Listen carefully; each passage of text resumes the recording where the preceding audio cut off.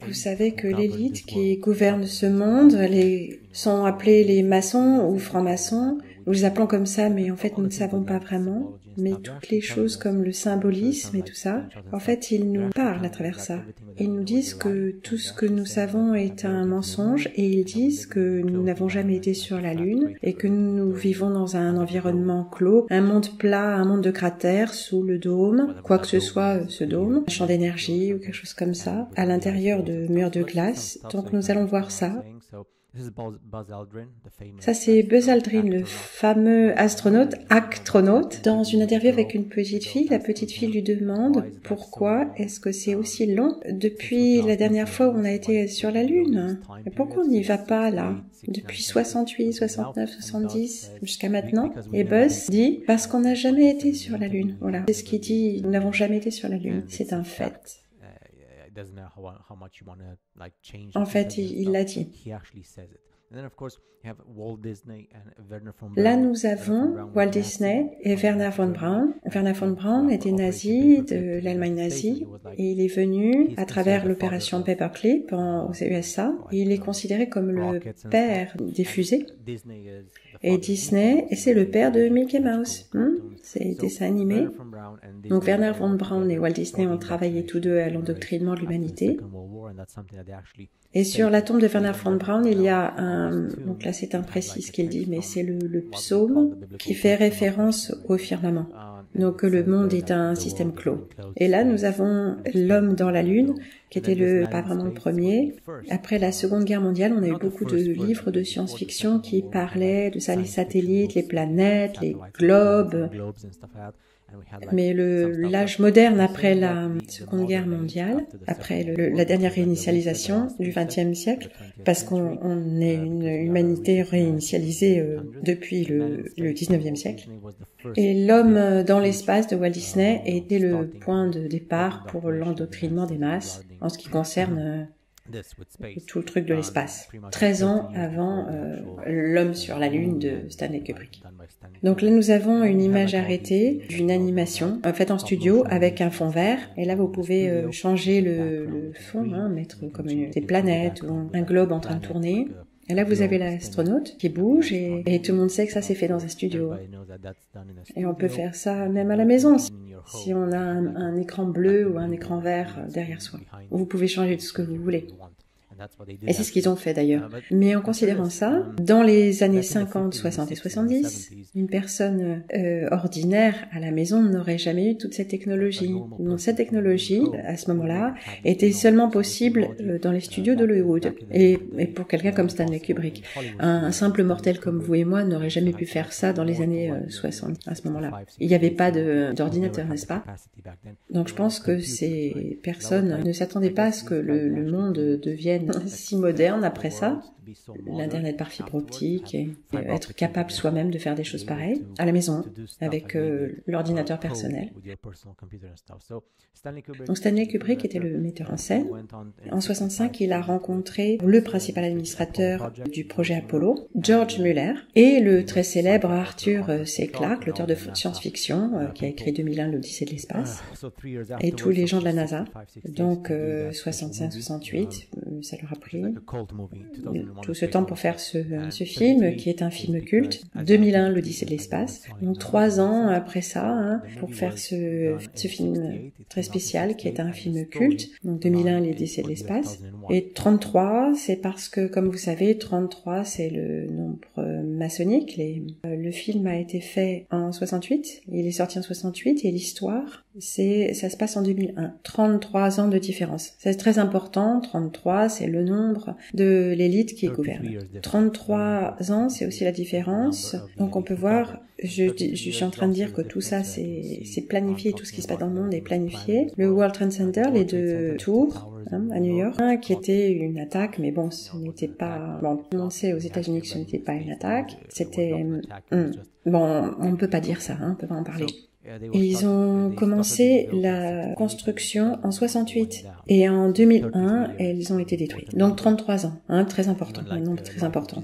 La vie de Jésus-Christ, hein, dans la Bible, c'est 33 ans. Hein. Bon, les chrétiens n'accepteraient jamais ça parce que ça détruirait leur foi, mais bon. Là, nous avons l'homme sur la Lune, hein, la mission Apollo.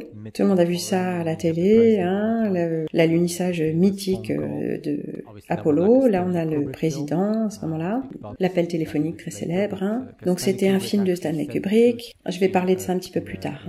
Stanley Kubrick a révélé la vérité dans les films qu'il a fait tant qu'il était vivant, et MTV est arrivé.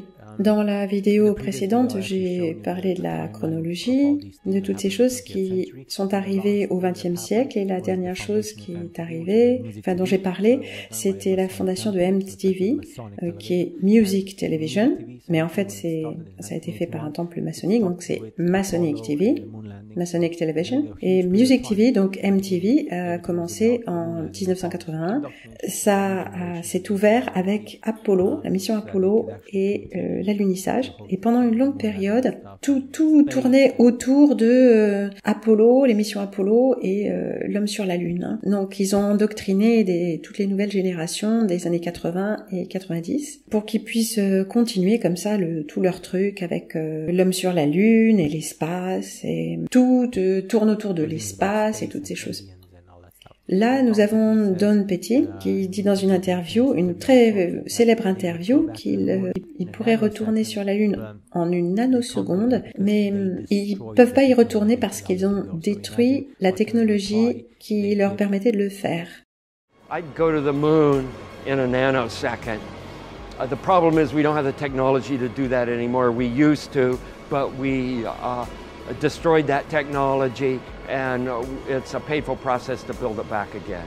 But going to Mars should be one of the next series of steps that humans do. The first step should be going back to the moon for a number of technical reasons and exploration reasons, and then after that, Mars, maybe high orbit in Venus atmosphere, maybe going to Europa. There's all kinds of targets to go to, places of interest in our solar system. The only limit to human future is in our own imaginations.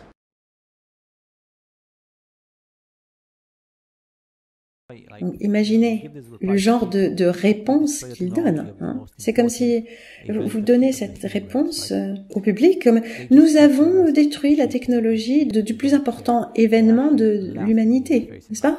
Et ils nous considèrent juste comme des moutons, hein, et ils s'en fichent.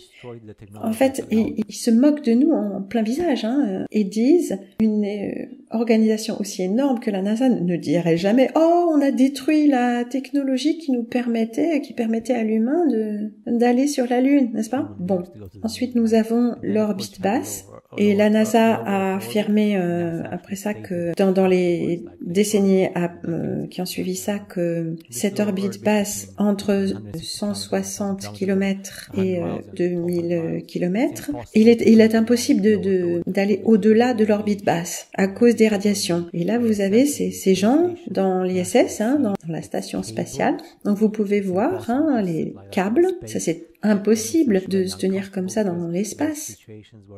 Et en plus, c'est très inconfortable parce qu'il y a des situations et les câbles se prennent dans les testicules des hommes. Et vous savez, pour les femmes, ça va dans le vagin. Alors, et on verra un peu plus de ça plus tard parce que ça, c'est important. Et là, vous avez Obama qui donne une interview et qui dit bon, finalement, l'humanité sera capable dans les décennies prochaines de sortir de l'orbite basse. En fait, personne n'a demandé à Obama, mais Monsieur le Président, on a été sur la Lune et la Lune est 240 000 miles, disons 300 000 kilomètres dans l'espace. Comment est-ce que ce serait impossible d'aller au-delà de l'orbite basse? Et ça, c'est la raison pour laquelle c'est impossible, parce que disons tout ce que nous savons de la Terre, c'est un système fermé le dôme, n'est-ce pas? Bon, le dôme, bon, ça c'est à vous de voir, hein. Ça m'est égal comment vous voyez le dôme, hein, mais le truc c'est qu'il y a quelque chose qui ne nous permet pas d'aller au-delà. Et là, bon, la NASA a sorti l'histoire des ceintures de Van Allen. Bon, bien sûr, parce que ça, il faut que ce soit un globe, hein, une sphère, donc, et les radiations, Van Allen, bon. Donc c'est une façon de dire, bon, c'est un dôme. Ça c'est le firmament. Bon, je vais pas rentrer dans les détails, hein, je sais pas comment les chrétiens voient la chose et tout ça, mais bon. Donc les astronautes dans le documentaire qui disent, quand on leur pose la question, Monsieur l'astronaute, Monsieur actronaute, Monsieur acteur astronaute, bon, vous avez été sur la Lune en 68, 69, 70...